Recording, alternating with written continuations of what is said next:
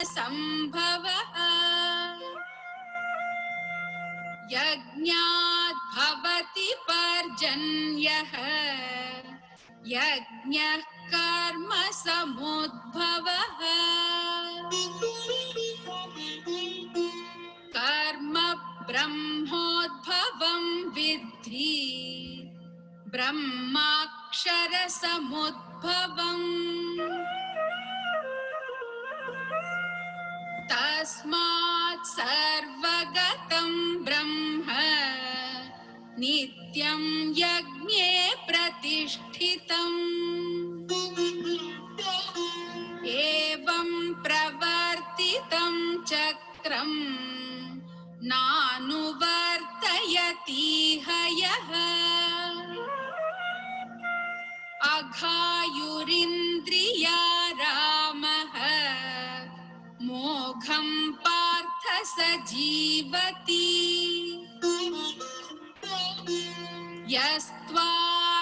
यस्त्वात्मरतिरेव स्यात् आत्मतृप्तश्च मानवः आत्मन्येव च सन्तुष्टः तस्य कार्यं न विद्यते नैव तस्य कृतेर्नार्थः नाकृते नेह कश्चन न चास्य सर्वभूतेषु कश्चिदर्थव्यपाश्रयः तस्मादसक्तः सततं कार्यं कर्म समाचर असक्तो ह्याचरन् कर्म परमाप्नोति पूरुषः कर्मणैव हि संसिद्धिम् आस्थिता जनकादयः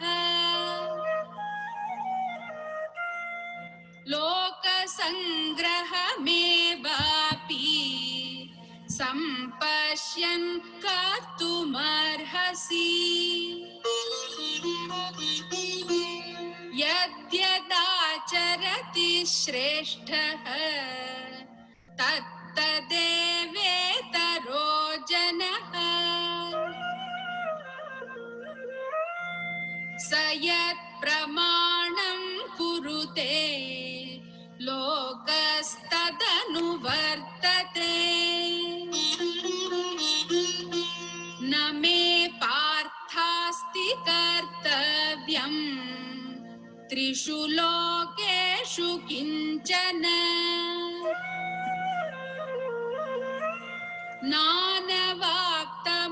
नानवाप्तमवाप्तव्यं वर्तयेव च कर्मणि यदि ह्यहं न वर्तेयं जातु कर्मण्यतन्द्रितः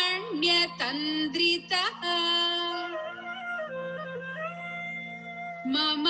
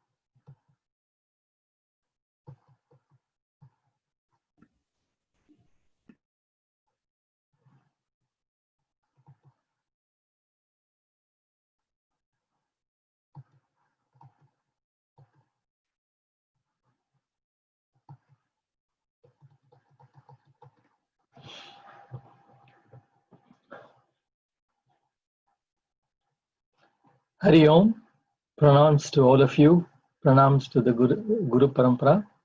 We'll start with the chanting. Om.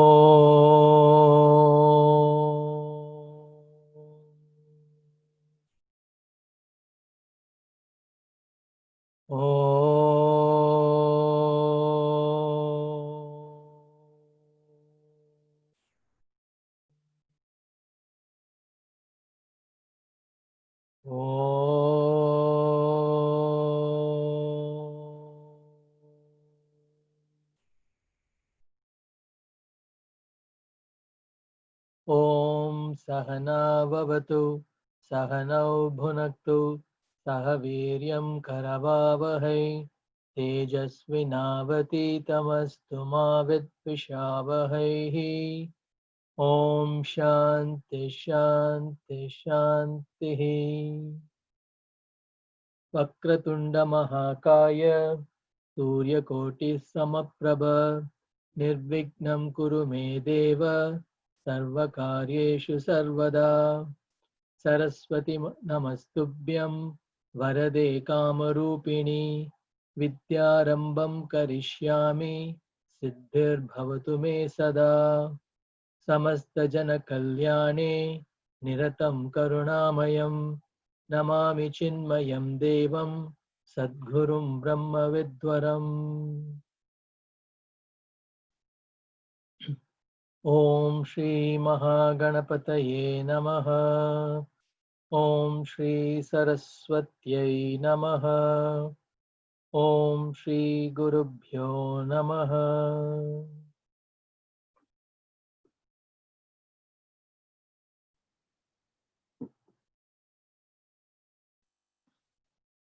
We'll start with the Gita Dhyanam, the first and the last stanzas. Om Partaya Pratibodhitam Bhagavata Narayanena Swayam Vyasena Krahitam Purana Munina Madhye Mahabharatam Advaitamridavarshinim Bhagavatim Ashtadashaadhyayinim Ambatvamanusandadami Bhagavad Gita Bhavadveshinim Yam Brahma Varunendra Rudra Marutaha Stunvanti Divyaistavaihi Vedai Sanga Padakramo Upanishadaihi Gayanti Yam Samagaha Dhyanavastita Tadgatena Manasa Pashyanti Yam Yoginaha Yashyantam Navidussura Suraganaha Devaya Tasmai Namaha Devaya Tasmai Namaha Sarvadharman Parityajya Mamekam Sharanam Vraja Aham Tva Sarva Papebhyah Mokshayishyami Ma Shuchaha. Again, pranams to all of you. It's been amazing the speed at which these talks are going. We are already on the fourth talk, and just wanted to let you know that we'll have 3 more talks in the following Saturdays, and the last talk will be on July 4th. So this being the 4th talk. Okay. So what is right action, the Bhagavad Gita way? I think all of us know this, but it's after a week's break, it's good to keep it in perspective. So every action has to be dharmic. We have to do our swadharma, do it in the righteous way, bringing about integration into the society. It has to be meaningful to me first, and meaningful to everyone. It has to be efficient. Like we have all our energies that we have should be focused on the project, should be focused on the activity that we are doing. Energy tends to get dissipated in the anxieties of an imagined future. Regrets of the dead past is gone, but still we regret, and feverish excitements in the present. In fact, this whole message is from Bhagavad Gita. We will look into that Mayi Sarvani shloka later. We should have a sense of freedom. We should know how to cultivate the art of right contact in facing situations. And we should have intelligent self-control in all our activities so that we can enjoy the world and not allow the world to enjoy us.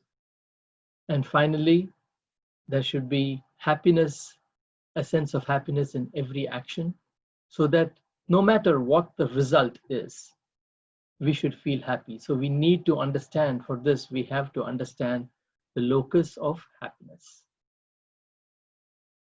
So the first two talks, we pretty much took the Dharma topic and analyzed all the shlokas in Bhagavad Gita that pertain to Dharma.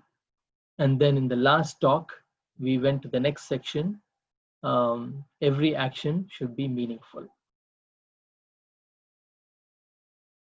So we will continue. We just finished one shloka, 1.5 shlokas actually last time, pertaining to this topic. So we'll continue this line of thread in today's presentation.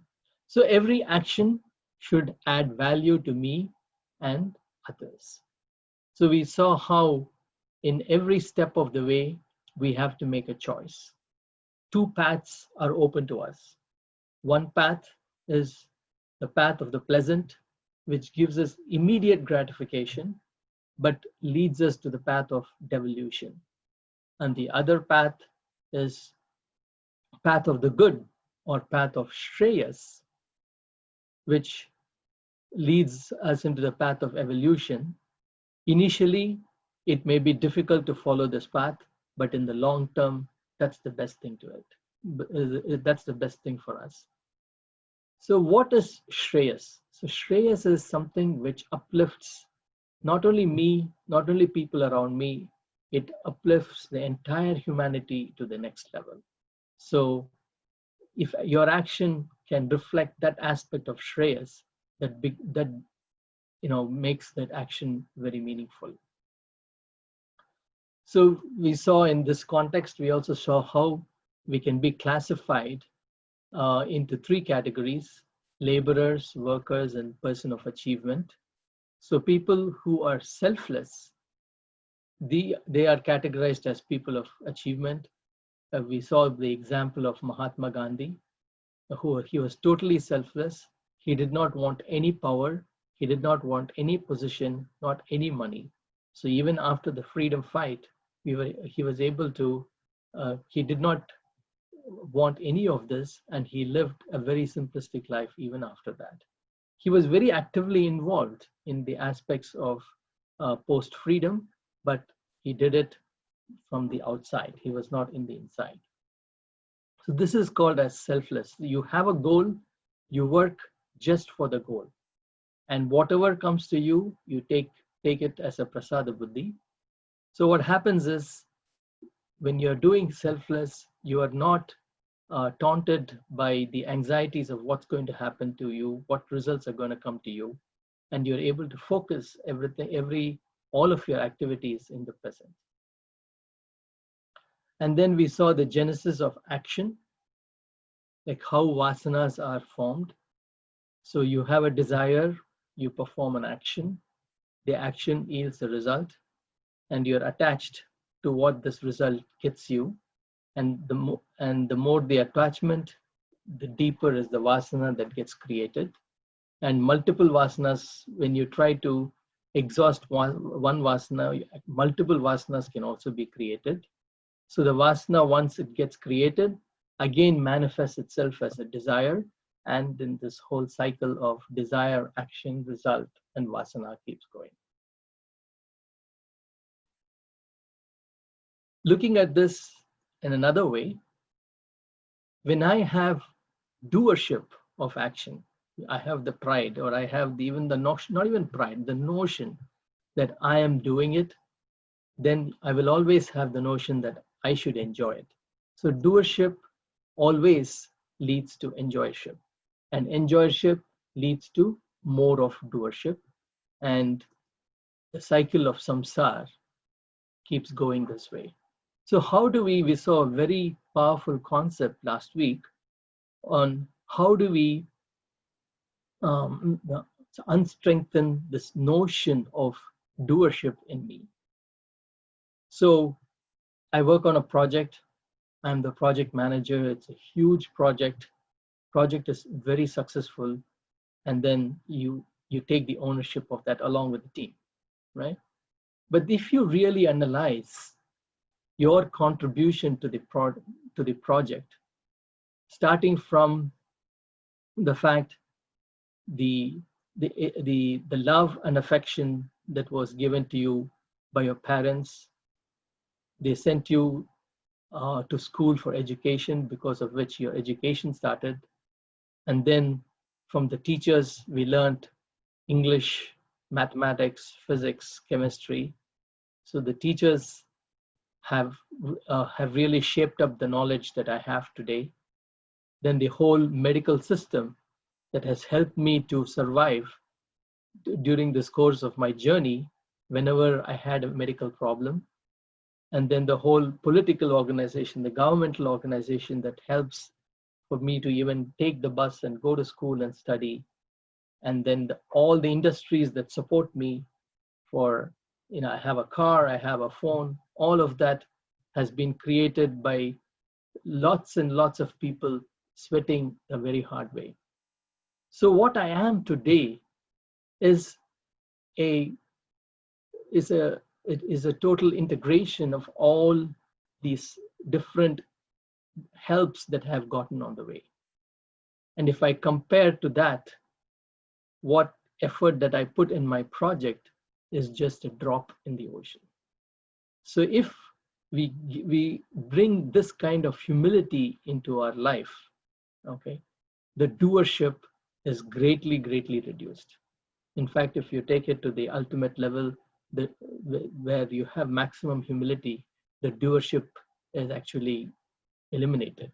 And once the doership is eliminated, the enjoyership is also eliminated. So this is how we should focus ourselves in order to get out of this cycle.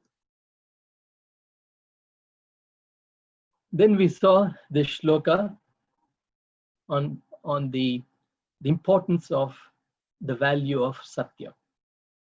Karmendriyani samyamya yayaste manasa smaran indriyartan vimudhatma mityacharasa uchyate. So this shloka paints a picture of a person who wants to do meditation. And we gave this example of this person sitting under the tree doing meditation last class, and his whole family is away having fun. And all through the meditation, his mind was only in what the family would be doing, was doing, and nothing was going into his meditation. So this is, again, it's not only reflective of meditation, but also in all the activities we do. The attachments that we have come into the way, and our mind starts to delve into different areas, forgetting what I have to do. So such a person is called by Krishna as a mityachara. So mithya means false, achara means conduct, false conduct. Meaning we are not living the value of satyam. So satyam is integration of the mind and the intellect. The intellect wants to do something, but the mind is pulling that intellect away in a different direction. And what starts off, like we will start off in let's say I want to do the next 2 hours, I want to sit down to do some work, but then my mind gets pulled away from the job, because of a nice TV show that's going on, I just get up and slowly gravitate to the family room. So what starts off as an innocent disintegration between mind and intellect, if we allow that to go on, that actually becomes a vasana in us. So even simple things, we procrastinate. We procrastinate because our mind gets pulled away into things other than what we are supposed to do. So that's so once you're in this kind of a mode, no meaningful action can come out from you. Then we saw this flagship shloka 3.7. We saw one aspect of the shloka. We'll see the more important aspect of the shloka now. Yastvindriyani manasa niyamya rabaterjuna karmendriyai karma yogam asaktasya vishishyate. So with the mind totally under the control, that means the senses under control, we should perform our actions. Okay, what actions? We have to perform that in the karma yoga way, unattached to the results of the action. So a person who is able to bring the sense organs under control and do karma yoga unattached, such a person excels. So we saw how to control the mind in last class. One first thing to do is we need to have viveka and vairagya. So viveka is discrimination between, or the distinction between, to know what is right and what is wrong. That is viveka.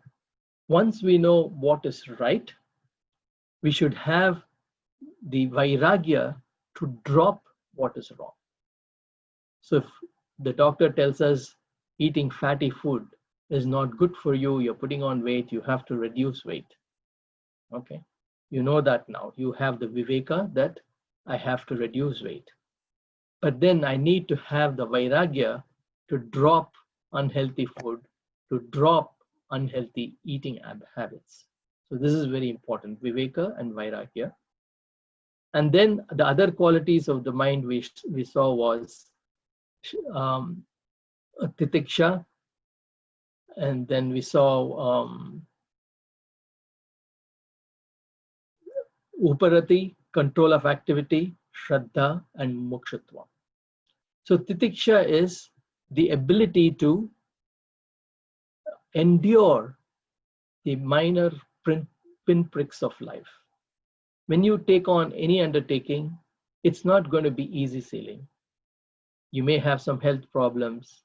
The climate may not be very conducive. Maybe it's very hot. Imagine working in Delhi during summertime. It's very hot. So all these things start to irritate you. So we should be able to have the titiksha, or the forbearance, to get over the pinpricks of life. Next is uparati, is control of activity. We have to make sure that our mind is not pulling us in different directions. It's helping us to concentrate on the activity. And then shraddha. Shraddha is an unflinching faith that what you're doing is actually going to take you in the right direction, the good things that you're doing. And especially when it comes to spirituality, we need to have shraddha in the scriptures. We have to have shraddha in the guru. So whatever they are telling, even though today it's not appealing to me, I'll put it in my pocket, but I know people have gone through this path, it works for them, and it should work for me. All that I need to do is tune my understanding to it.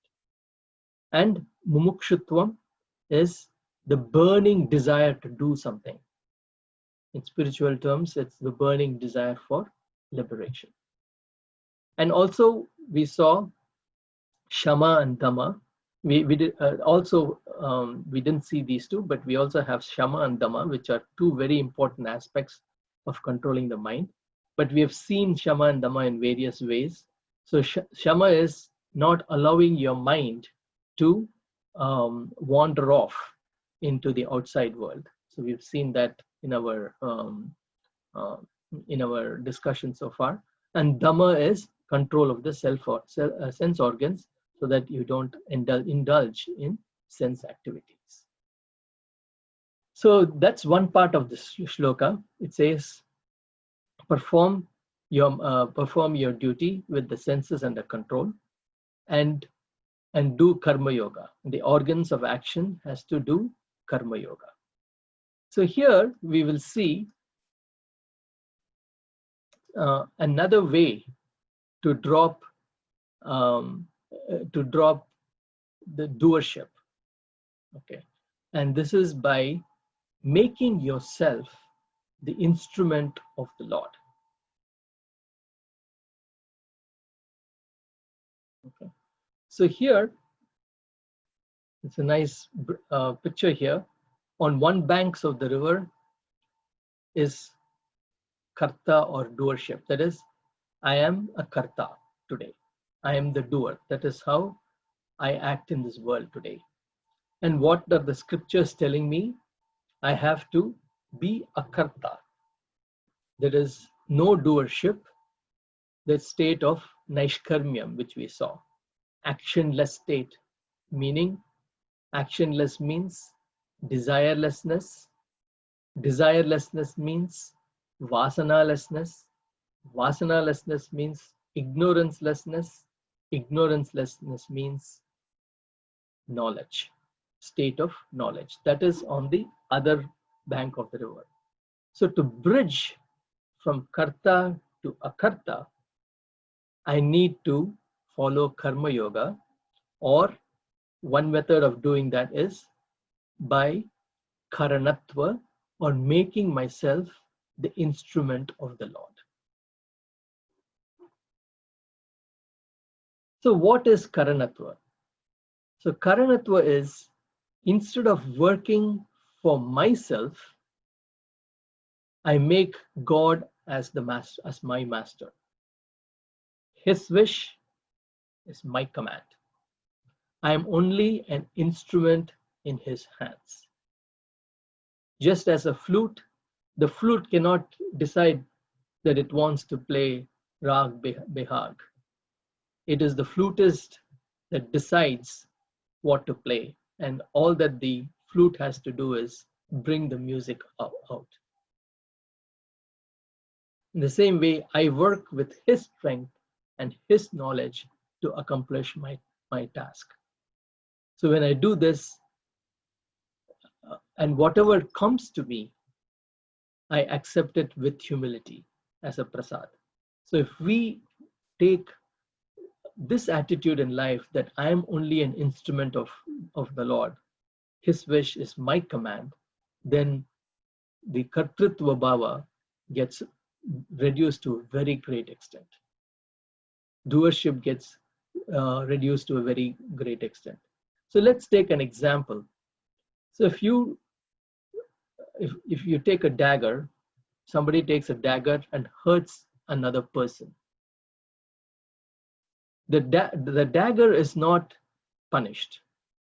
You don't pull the dagger to the court and try to figure out whether this person did something wrong, right or wrong. The person who wielded the dagger is the criminal, not the dagger itself.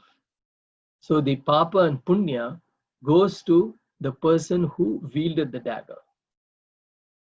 The same way, if I make myself the instrument of the Lord, the papa and punya goes to the Lord, it's not to me. So that's why in Tulsi Ramayan, Sutikshna says, I want to hold on to this ahankar. What kind of ahankar? That I am the servant of the Lord. So this is the sattvic ahambhava which leads us to liberation. Same on the same note, in Bhagavad Gita, in chapter 18, shloka 73, Arjuna says, after listening to the entire Gita, he says, Karishye vachanam tava. Oh Lord, my delusion is gone. I will do whatever you ask me to do. So he makes himself as the instrument of the Lord. So all that we have to do is divinize our vision by seeing the Lord everywhere. In fact, the Lord is all pervading, which means he is in and through every aspect of what we see. In every object we see, he is in and through that. And we are serving people. And when we are serving people, we are actually serving the Lord only. It's the same consciousness, the same Lord that's pulsating through me is pulsating through all beings of the world. So if we serve the world with this bhava that I'm serving the Lord, then the karanatva bhava um, uh, can be inculcated into all our activities. Like Swami Ramakrishnananda, he always used to see Mother Kali everywhere. In fact, when he does puja, he used to do puja to himself, meaning he didn't see himself as himself, he saw Mother Kali even there. So that's how you divinize your vision. Same way, if you take Swami Tejovananda, who is currently the spiritual head of Chinmaya Mission. He was the global head of Chinmaya Mission. Like when he took over from Swami Chinmayananda ji, Puja Gurudev Swami Chinmayananda, it was a very daunting task. Puja Gurudev had created a mission that spanned continents, that spanned huge projects, and everything fell on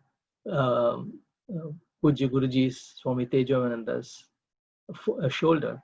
And a person asked him, how are you going to fill Puja Gurudev's shoes? And for that, Guruji replied, I am not in Gurudev's shoes, I am at his feet. Meaning, I am his instrument, let him play the flute, and I'll be his flute. So thus, when we perform an action with Karanatva Bhava, so no new vasanas are created, existing vasanas are exhausted, the pressure of vasanas on the mind is greatly reduced. So lesser the pressure, lesser is the mind's extrovertedness, lesser is the agitation caused by desires. And such a mind is ready to do meaningful work, excellent work. And when you do excellent work, excellent results will be obtained. So when this shloka says, okay, that you have to perform your action through karma yoga, this is what you have to do. Okay. The next shloka is another beautiful tip on how to perform actions. This is to perform with the spirit of yajna spirit, or spirit of teamwork. It's a beautiful shloka. The next 5 shlokas actually revolve around yajna spirit and the cosmic aspect of yajna spirit. So this is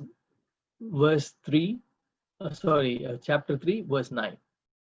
Yajnartat karmanon yatra lokoyam karma bandhanaha tadartam karma kaunteya muktas sangas samachara.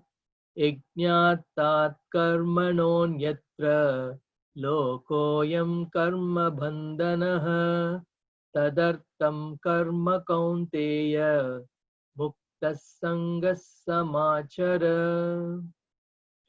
So here it says yajnartat karmanon yatra, other than actions performed for sacrifice.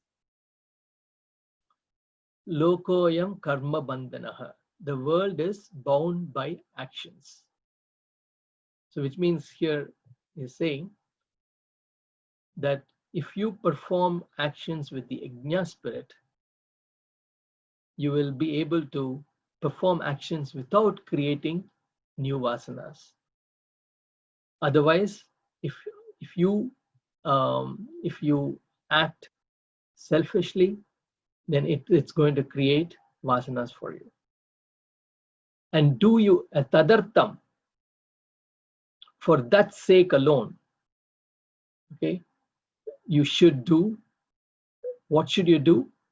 You should do your actions with the Yajna spirit. For the sake, that word here is for the sake of the benefit of all. Tadartam is for that sake, meaning for the benefit of all, for the sake of Yajna spirit, for that alone, we should perform our action. Mukta Sangha Samachara. Samachara means we have to perform our actions diligently without attachment. So an example familiar to Arjuna is used here. So because during Arjuna's time, yajnas was the vogue. People used to do a lot of yajnas.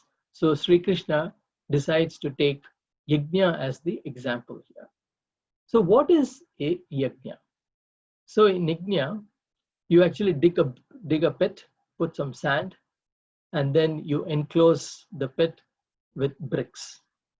And then you kindle up a fire, and then you offer oblations to the Lord. Okay, so in order to thank him, in order to propitiate the Lord and to thank him for everything that he has given us. So this is the simple meaning of yajna.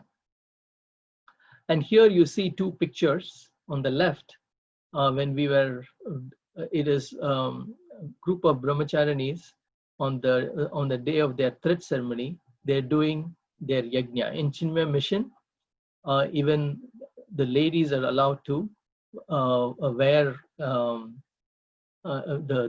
thread, and the yajna is done on the day of their initiation.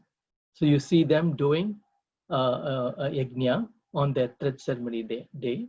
And on the right, you see another yajna. This is the 50th year celebrations of the Jagadishwara temple in Powai, where a huge yajna was done as part of the Kumbhabhishekam. So what happens in this yajna? So you have to first create the yajna-shala where the yajna is going to be done.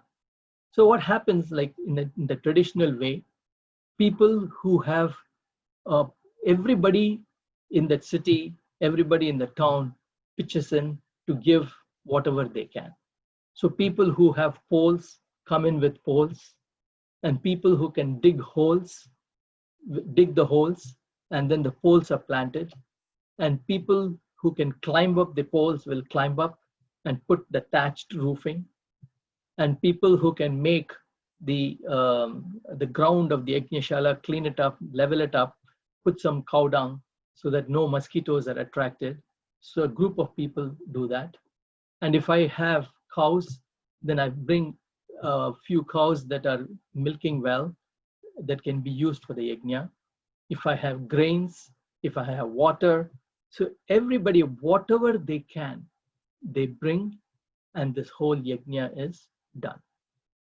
So this is called as yajna spirit. I will give whatever I can to this yajna. I don't care what is going to come to me. Whatever comes to me, I will accept it as a prasad. So everybody sinks in their differences and works together. So this is the equivalent, today's equivalent of yajna spirit is teamwork. Together, everyone achieves more. So nobody in this world works in a vacuum. Okay, united we stand, divided we fall. So if you take a bunch of sticks Each stick by itself or two sticks together, I can break it easily. But then if I have 20 sticks together, all of us know it's difficult to break. So when you work together, there is more of strength. Then the shloka says, so the shloka says, when you work together as a team, you will not accumulate any vasanas, and existing vasanas will be exhausted. So you have to work. So if you have to work with this yajna spirit. And it also categorically says that any other way in which, any other way you work, which does not incorporate the yajna spirit, you are bound to accumulate vasanas. So the other part of the shloka says you have to work diligently, samachara. So once Puja Gurudev, he met a lady, and during his previous meeting with this lady, the lady had told him that, I'm now volunteering in a hospital, Swamiji. I'm just enjoying it, and I almost spend 3 to 4 hours of my good part of my day in volunteering. And Gurudev was very happy. So when he met her next, so he asked her, how is it going? And the lady said, Swamiji, I have stopped going. Then Gurudev was shocked. Why? Then the lady said, they don't send me a car anymore. And they used to give tea at 3 o'clock. They've stopped giving that also. And Gurudev was like, he chided her and said, how could you do, you are going there to volunteer. Are you just going there for a cup of tea and not volunteering? So this is called as not working diligently. So we have to go there not because they're sending us a jeep or giving us some tea, but we have to work there for the sake of doing work, for the sake of yajna spirit, and work together and work diligently. So that is, in short, the explanation of this shloka and the introduction of yajna spirit and the introduction to next 4 shlokas, which talks about yajna spirit from a cosmic level. So we'll see the next shloka. Saha yajna praja srishtva purovacha prajapatihi anena prasavishyadvam eshavospishta kamadukh. Saha yajna praja srishtva purovacha prajapatihi anena prasavishyadvam eshavospishta kamadukh.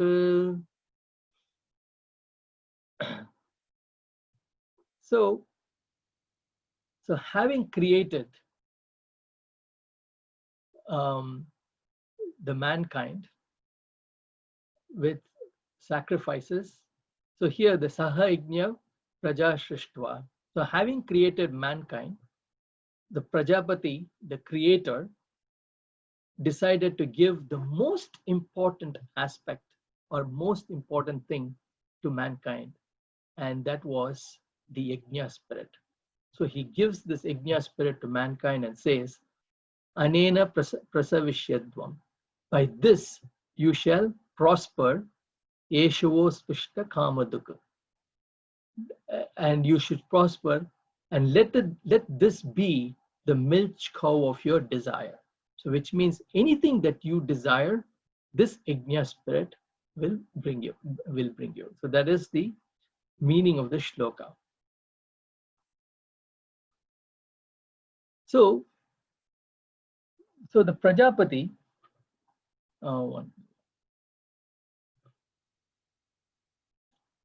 so the Prajapati, the creator, created the mountains, created the rivers, created snow, created trees, and created fishes, and created animals. Okay. Not satisfied with his creation, he set forth creating this masterpiece of creation. And this was the human being. And he created the human being with the mind and intellect. And he was amazed with his own creation. Not that he created, he was happy that he was an instrument through which this creation, this man could be created. So before sending the man to the earth, he wanted to give the man a parting gift. So what is a parting gift?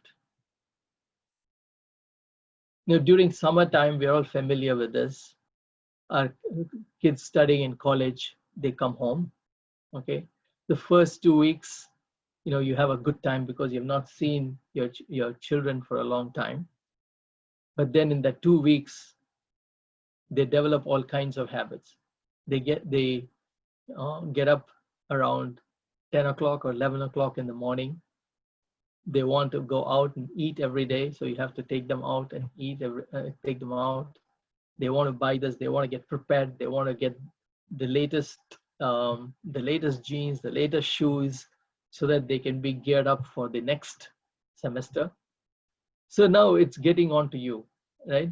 You want them to get up in the morning, do some studying, and then help around the house. But that's not happening, right? And so you are ready. When are these little rascals going to go back to school? And the kids are also, you know, are quite sad or quite vexed with all the controls that the parents are putting in. Get up this, do studying and all that, not allowing them to go for more than a couple of movies in a week, and all kinds of restrictions. So they want to get away from all these restrictions, and they are also looking forward to going away. So the final day comes wherein, you know, you go to the airport or you go to the train station to send off your kids.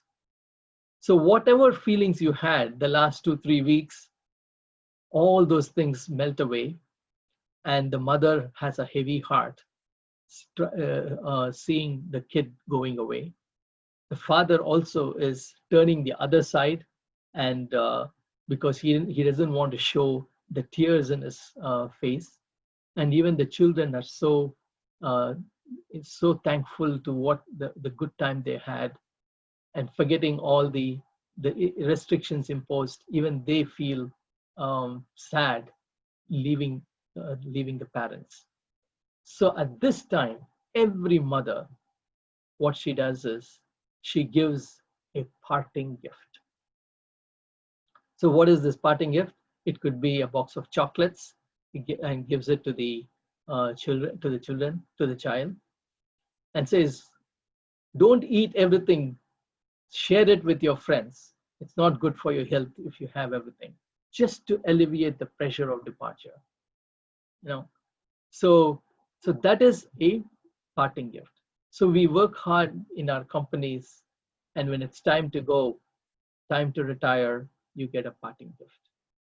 Okay. So that is what parting gift is. So here, the Prajapati,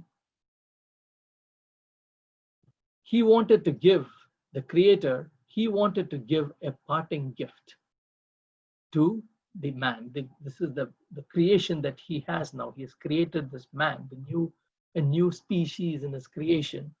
And to that, before letting the human being to go into the earth, he gives a parting gift. And what is this parting gift? It is Yajna spirit. He tells man, with this Yajna spirit, may you nourish each other, and may all your desires get fulfilled. And we know this. So when people come together, there is nothing that's impossible. In Eastern Europe, got its independence overnight because they agreed to come together and get away from the clutches of Russia. And today, triggered by the George Floyd incident, all of us have come together to rally Black Lives Matter. There is a revolution going on underway right in front of us, which I hope will bring the best out of America. It is going to happen. So when a group of people sincerely come together, sink their differences and work, okay, whatever work that you're going to do, or whatever work you're doing as a group, will come out successfully. Okay, so that's how powerful this yajna spirit is.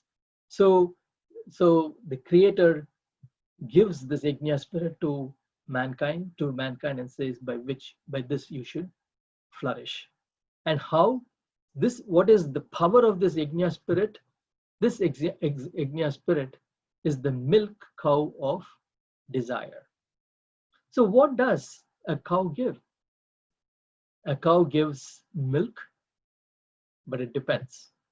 If this cow is in the village, you will get nice, full fat milk.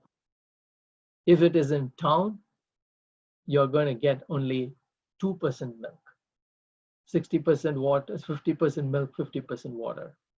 And if this cow is in the city, you're only going to get skim milk, 20% milk, 80% water, right? But this cow, which is mentioned in this shloka, is Kamadhenu, the cow of sage Vashishta. This cow will give whatever you want. You want a Honda motorcycle, that cycle will come out, motorcycle will come out from the cow.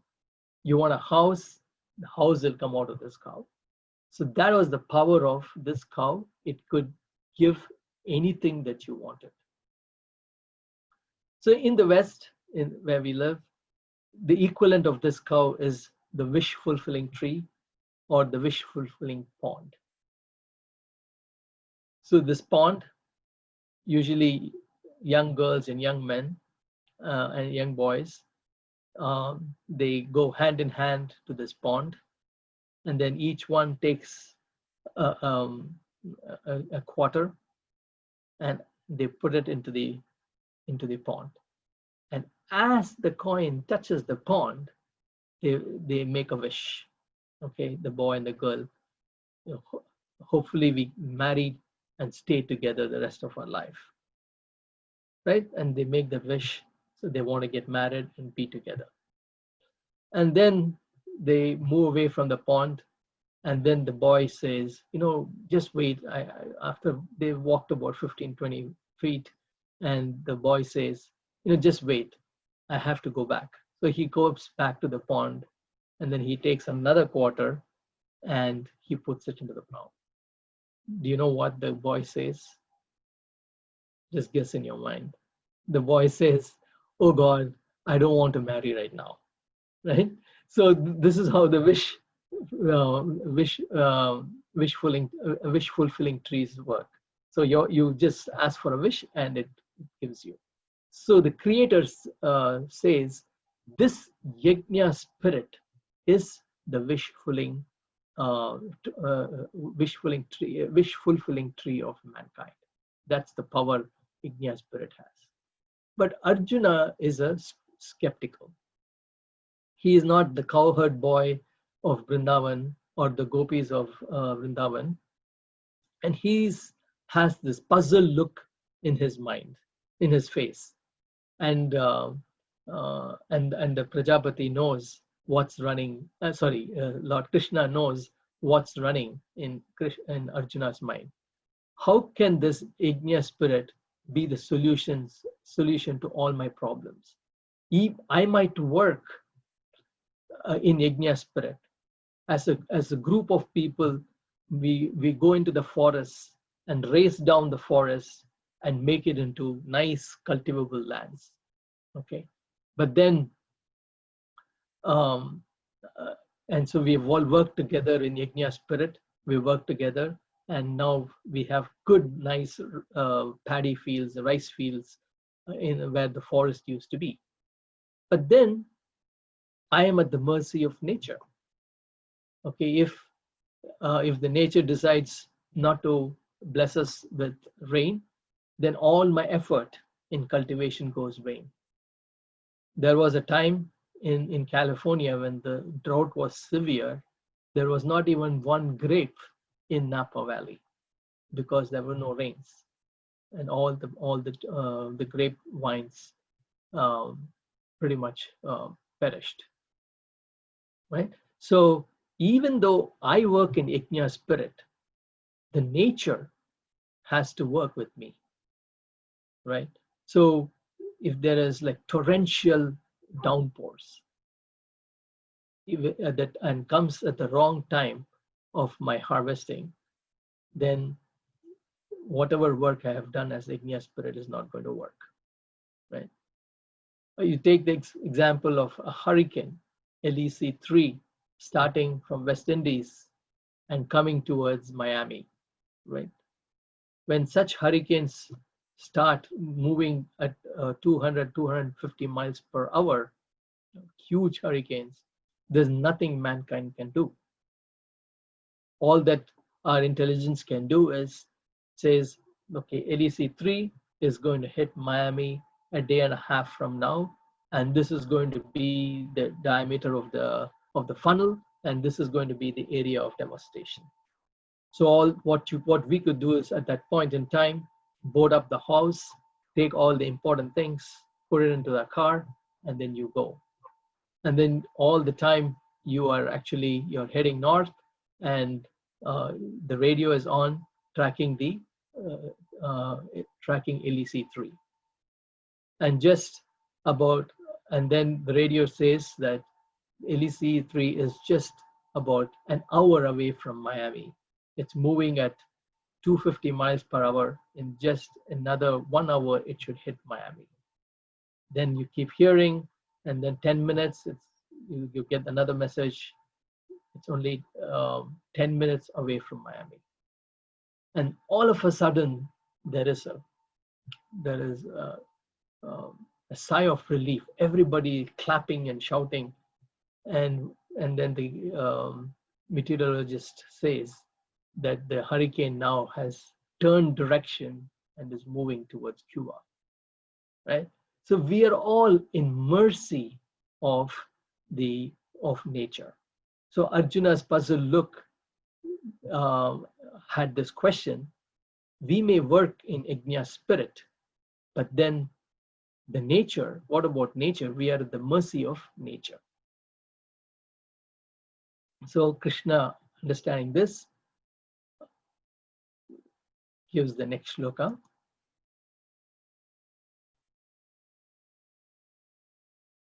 Devan bhavayatanena te deva bhavayantu vaha parasparam bhavayantaha shreyah paramavapsyata. Devan bhavayatanena te deva bhavayantu vaha parasparam bhavayantaha shreyah paramavapsyata. So here is the promise that Lord Krishna gives us. Devan bhavayatanena. With this, meaning with this Yajna spirit, you nourish the gods. Te deva bhavayantuvaha. Then those gods will nourish you. And this third quarter is a beautiful quarter. Parasparam bhavayantaha. Thus nourishing one another. Shreya paramavapsyata. May you attain the highest good or welfare. And that is the meaning of the shloka.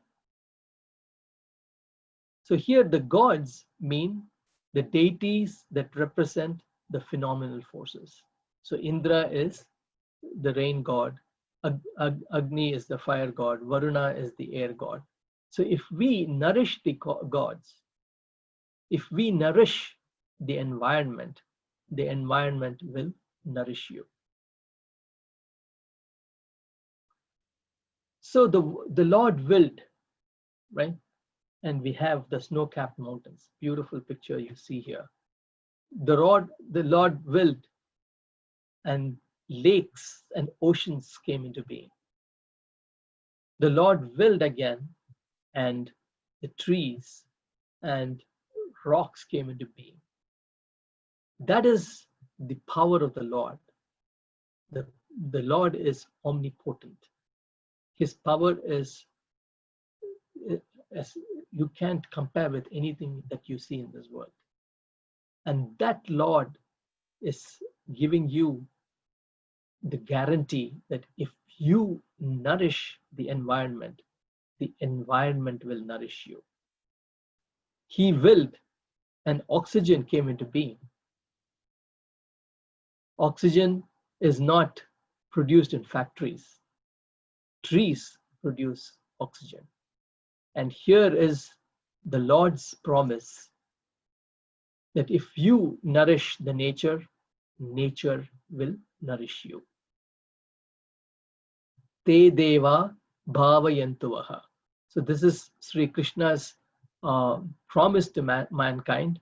Parasparam bhavayantaha. You do your parts, and then the devas will do their part. This is my promise. So this is like a mirror, the mirror that reflects what is in front of it. In the morning, when I get up and I see a monkey face in the mirror, dilapidated and tired, and you try and whatever you do to the mirror, you're going to see the same monkey face over and over again, because the mirror reflects what's in front of you. In the same way, the nature reflects our behavior. We nourish the nature, we take care of the nature, then the nature will take care of me. So 6,000 years ago, our heritage was living with this kind of an understanding. Ecology was a way of life, and that's why and that can be seen by Krishna using it as a simple metaphor in this stanza. So it's very important that when we work in Yajna spirit, we not only work in Yajna spirit between us, but we also work with the same Yajna spirit between us and the nature. And when that happens, the nature will nourish you, you nourish the nature, and that results in meaningful action. When we act in such way, success is bound to happen. So next, there are a couple of more shlokas which talk about this particular theme, but we'll just recite the shloka and we'll continue it next class.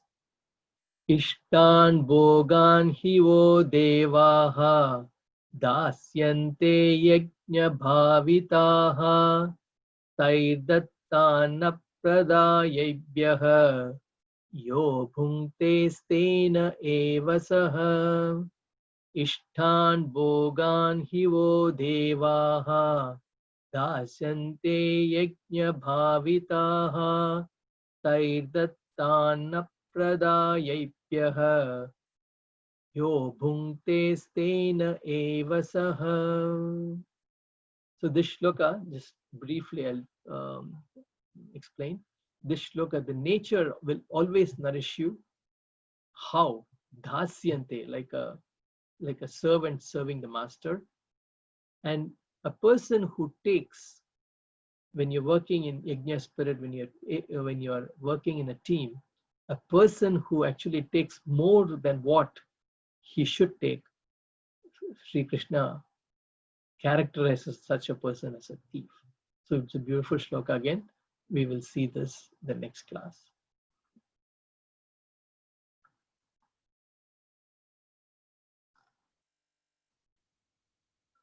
Om Purnamada Purnamidam Purnat Purnamudachyate Purnasya Purnamadaya Purnameva Vasishyate.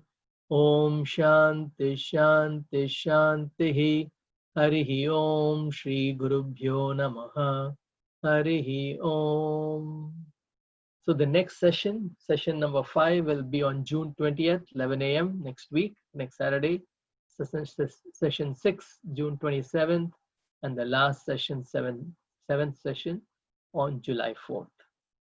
So I just give it over to Satish ji if he has any announcements to make. No, thank you, Ashokji. No announcements for today. We'll see you for the next class. Thank you again. Hari Om.